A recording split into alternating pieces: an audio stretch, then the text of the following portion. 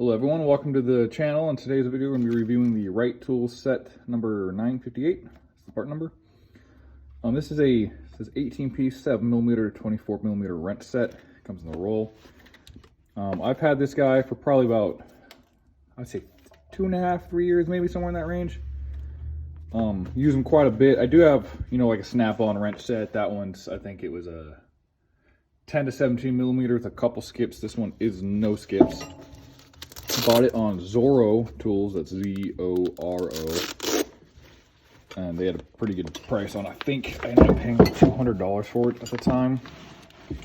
I keep them in the roll because I do a lot of alignments where I work at, and sometimes I gotta go next door for the alignment machine or across the shop. Even when I worked at a Dodge dealership, it was kind of the same thing. The alignment rack was in the back of the shop, so it was easy to just grab this roll. You tend to have pretty much every wrench you'll need for the alignment, unless you got to get like a ratchet and a socket on it or something. But wrench wise, works great. Excuse me, that was the wrong way. There we go. So, like I said, 7mm all the way up to 24. These are the Wright Grip 2.0s. This is 18mm. See if I can get it to focus on that a little bit more. You got those grooves in there. Overall, I love these wrenches. I think they work great. I have not rounded a bolt off yet, or in this case, a tie rod end. Sometimes, as you guys know, if you do alignments, those can get super tight, super stiff on there. That's kind of why I bought them. I have some cheaper ones that would round them off. The snap-on ones, and this will be my biggest comparison between these and snap-on. I kind of wish I had the wrench with me, but the snap-on, I have the Flame Drive Plus, so I'm sure you guys are probably familiar with that. Sometimes the open end doesn't want to get on the end of tie rods very much, like on Mazdas where I currently work. It's a 13mm.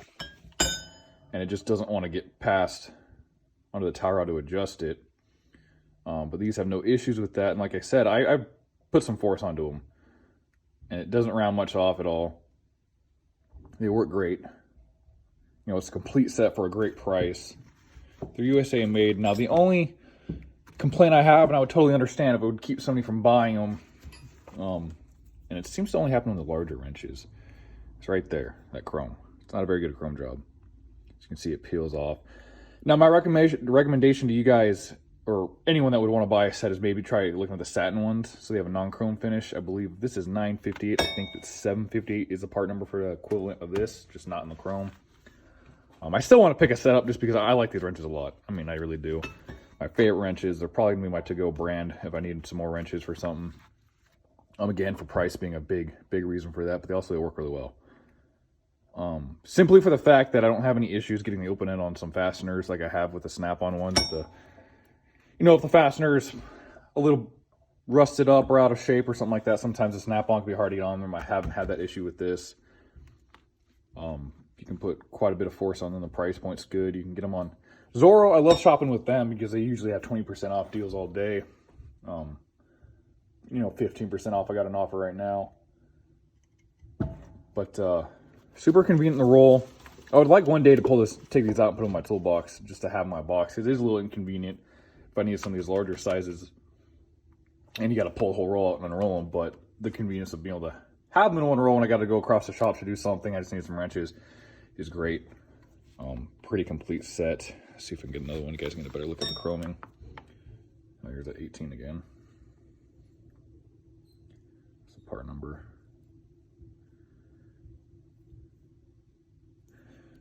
Like I said, so it's like, here's a 24. And the one thing to note on this, though, is it peeled like that pretty quickly on owning them. However, it doesn't seem like it's gotten much worse since then. Like I kind of got to the point where it's at now, I want to say within the first few months.